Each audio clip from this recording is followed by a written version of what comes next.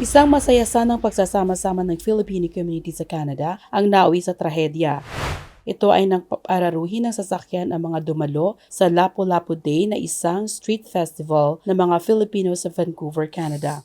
11 na ang naitalang nasawi mula 5 hanggang 65 taong gulang, habang hindi pa bababa sa 24 ang sugatan. Base sa pinakabagong press release ng Vancouver Police, nahuli na ang suspect na kinilalang si Kai G. Adam Law, 30 taong gulang na umaharap ngayon sa 8 counts ng second-degree murder charges.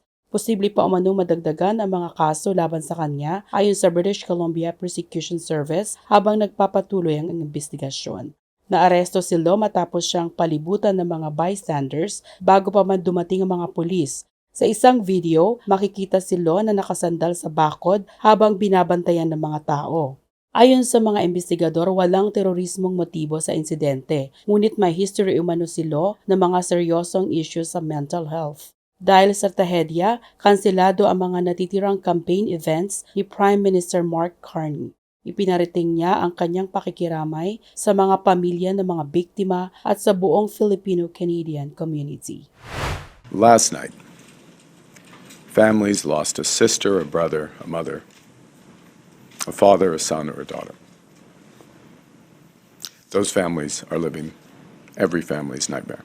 And to them and to the many others who were injured, to the Filipino-Canadian community, and to everyone in the broader Lower Mainland, Vancouver, I would like to offer my deepest condolences and my wishes for strength and compassion in this tragic time.